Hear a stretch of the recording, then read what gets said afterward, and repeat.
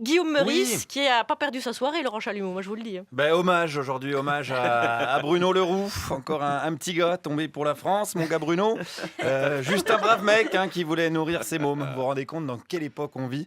Alors je suis allé auprès de ceux qui sont habitués à ce genre de calomnie, les militants de François Fillon. Il était en meeting hier à Courbevoie. Alors quand je suis arrivé près de la salle, stupeur, j'ai vu des flics partout. Je me suis dit merde, ça y est, il s'est fait choper, Fillon. Ils ont réussi à l'embarquer. Et en même temps, je me suis dit, c'est pas con de la part de la police. Un meeting de droite dans les Hauts-de-Seine, c'est l'occasion d'un bon coup de filet. Il y a juste à bloquer la porte de la salle et hop, tu les tiens tous d'un coup. Tu marques centre pénitentiaire sur le mur et tu vas te coucher. Pas du tout, pas du tout. En fait, les flics étaient là pour protéger les suspects. C'est assez nouveau comme technique.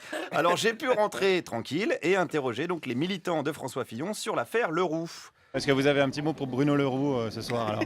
Oh ben, écoutez, c'est comme a dit Ciotti, bon allez, on n'est pas socialiste nous, donc on porte pas de jugement.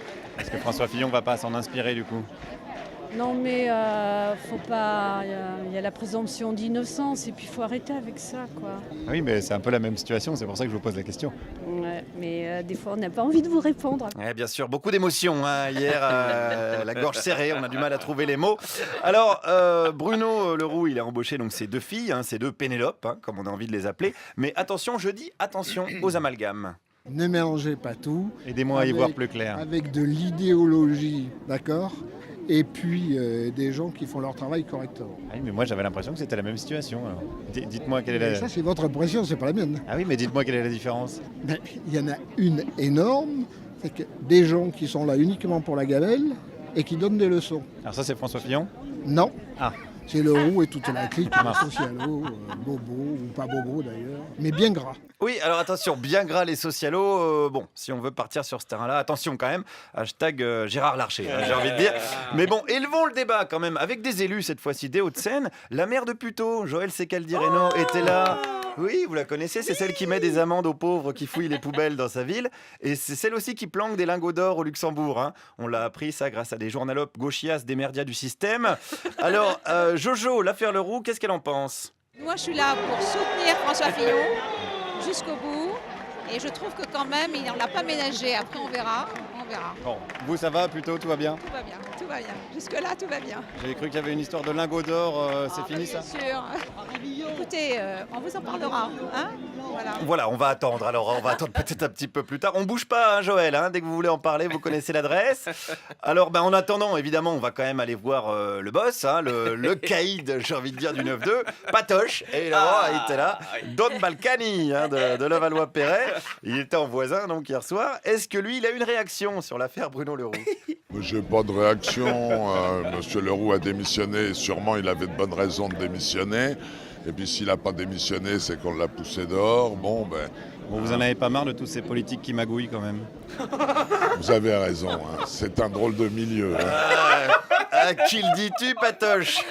On en a connu des comme ça, dès qu'il y avait l'abus de bien social dans la peau, la prise illégale d'intérêt dans le sang. Ah là là là. Allez, continuons avec Patoche. Heureusement que je ne me représente pas aux législatives. Ah là là. Ah non, mais je pensais pas à vous. Non, mais c'est pas ça. Vous savez, on est aujourd'hui dans une situation qui est malheureusement grotesque et qui fait que les Français sont quelque peu déboussolés. J'ai un peu peur de leur réaction. Et peut-être... Vous avez peur des Français? Non. J'ai surtout peur qu'ils aient plus envie de participer à tout ça. Ah là, ça craindrait vraiment, ça c'est vrai. Si les Français deviennent moins cons et arrêtent de voter pour des corrompus, ils vont être mal les Balkany et consorts. Ça fout les jetons. Pensez qu'un jour, ils pourront peut-être plus employer leur famille à rien foutre avec de l'argent public. Tiens, d'ailleurs... Bon, puisqu'on parle famille, est-ce qu'on peut avoir des nouvelles de votre fils? Il va très bien, je vous remercie. Il a passé une épreuve qui n'a pas été facile pour lui. Est-ce qu'il ne s'est pas radicalisé en prison?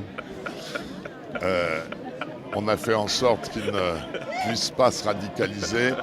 Et pour ça, on a fait en sorte qu'il ne soit pas à côté de ceux qui auraient pu le radicaliser. Mais quand même, il m'a dit qu'à Fleury, de jour comme de nuit, on entendait Allah Akbar toute la journée et toute la nuit. Ah, heureusement qu'il nous reste les musulmans.